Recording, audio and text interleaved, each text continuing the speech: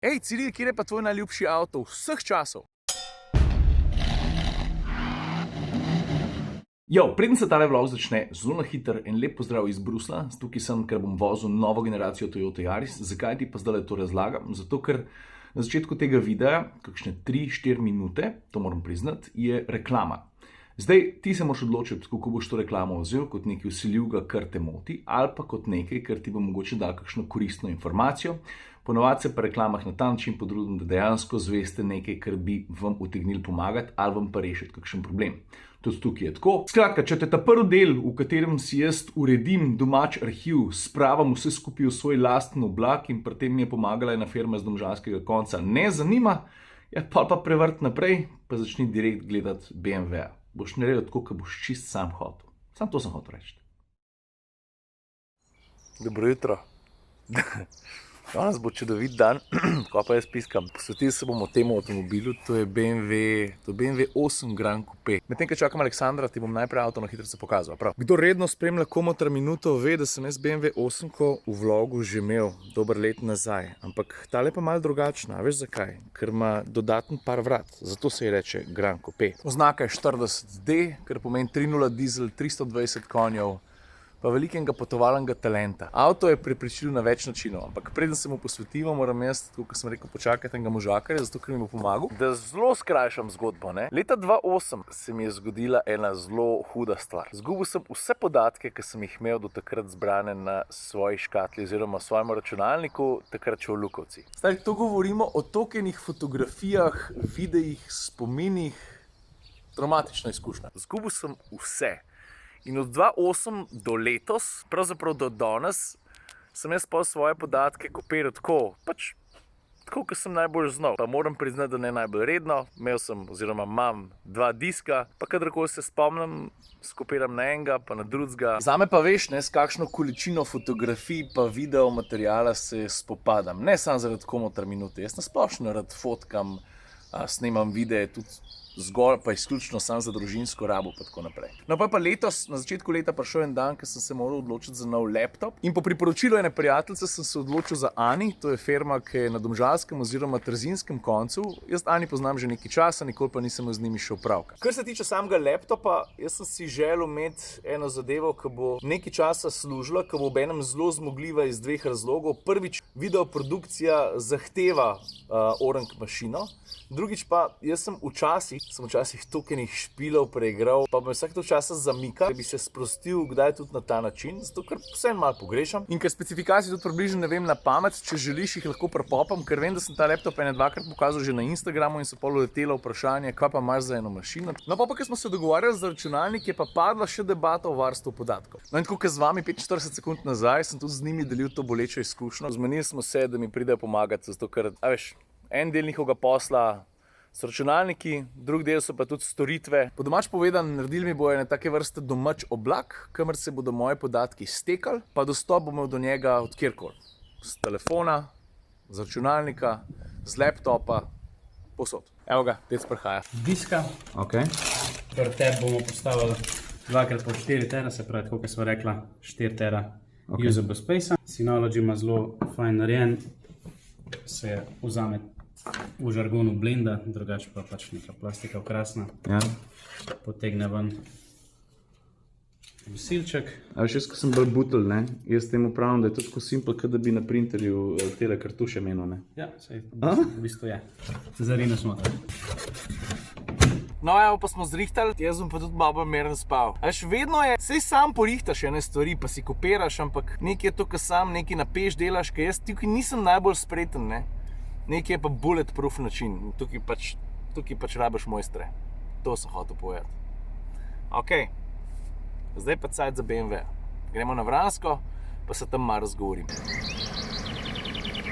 Ok, da smo pripravljeni. Za mano je BMW 8 Grand Coupe. Če bi bil mal nesramen, pa če bi bil velik len, bi rekel, se veš, 8-ka dodaten par vrat, pa smo zaključili, gremo dan. No, ampak valjda se mi zdi, da bi bilo to totalno nefair, predvsem zato, ker je ta avto izjemen na več načinov. Tudi pri ceni recimo, ne, pa dajmo najprej opraviti s tem šokom, pa gremo pol naprej. V osnovi, tale motorna izvedba, to se pravi 840D, koliko sem Kot sem prej rekel, 3-litrski dizel, 320 konjev, X-Drive pogon, to se pravi, da gre navor na vsa 4 kolesa. In mimogrede, ves navor, ki je na voljo, je zelo pametno razporejen, zato da ti izkoristiš vso moč na optimalen način. No in takšen avto v osnovi stane 110 jurjev. Točen tale, testen pa 155 pa drobiš. Pa valjda je pa čisto normalno, da se vprašaš, dober človek, no. Se razumem, da je veliko dodatne opreme, ampak za 45 jurjev. Stari, za 45 jurjev dobiš ti, ne vem, 4 Hyundai i10, lušten avto ali pa, ne vem, 2 Mazde 3. Ampak pol pa začneš na kup metati, ne. M-Sport paket, dobrih 6 jurjev. Prilagodljivo M podvozje, ki mimogrede dela odlično, ta avto je vrhunski potovalnik. 3 jurje 200, pa če sem se že dotaknil podvozja oziroma vozne dinamike. Ne. Grand Coupe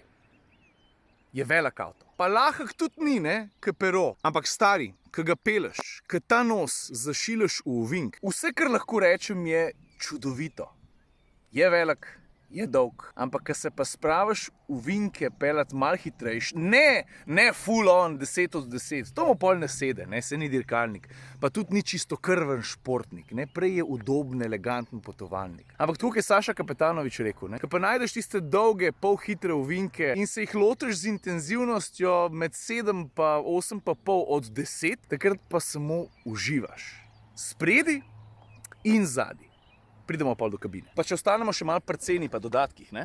Poglej, panoramska steklena streha, a veš koliko pa to košta? Koliko bi rekel? A veš koliko? Ja, 2 jurja pa pol te tak špas košta. Pa če smo že pri drugi vrsti, se lotimo še prostora. Še vrata zaprem, pa zato, ker nočem, da me kdo mod, naredim še tole.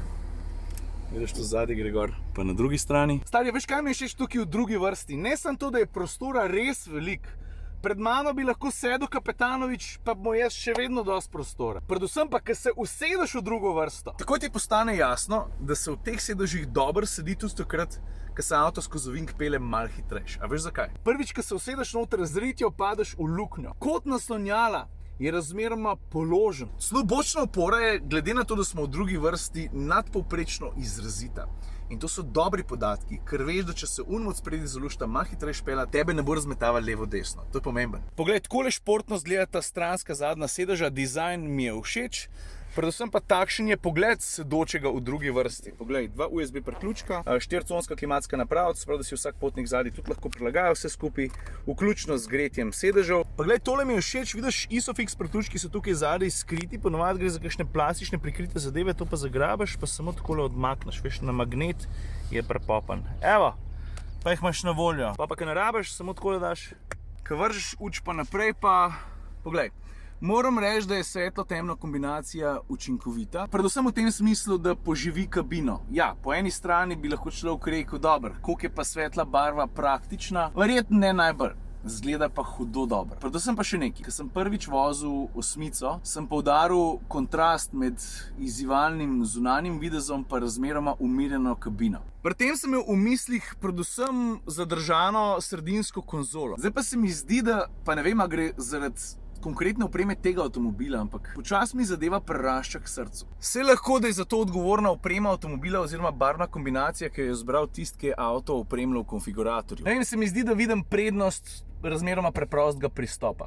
Obenem pa, to sem tudi že takrat poudaril, ne, to je tudi poklon izvirniku, ne. Če se ti spomniš, ta prve 8, ki je imela tudi podobno arhitekturo kabine, ne. Zdaj pa, če se vrnemo nazaj k doplačilom pa k naraščanju cene, ne, s tistim 45 jurjem in kako se do njih pride. Zvočni sistem Bowers & Wilkins Diamond Surround System se imenuje, košta pa švoh 7 jurjev. Ok, gremo naprej. Jurje 760 so recimo 20-ke, pa prej sem pozabil v kabini še nekaj pokazati. A veš, recimo, če hočeš, da je strop obložen v takole fino alcantaro, poglej, to košta švoh jurje pa pol. In če sem se že usedel sem noter, velik vtis na voznika pa na potnike v vsakem trenutku delajo, guess what, valjda, detajli. A veš, lahko bi izpostavil že samo kljuko ali pa del zvočnega sistema. Če se pomaknemo pa malo ven, pa cela vrata so en tak zanimiv pa privlačen detajl, vključno z ročko zadržati, vidiš? Valjda ne moramo jim tele prestavne ročice, ki jo vsakič pokažem, ampak se mi zdi, da z razlogom. Prvič zato, ker vedno pusti vtis. Drugič, zato, ker se še vedno ne moremo odločiti, a je to meni malo kičast ali mi ni. A veš, pa je pa še ta faktor, ne, ko pogledaš na ta precej zajeten sredinski greben,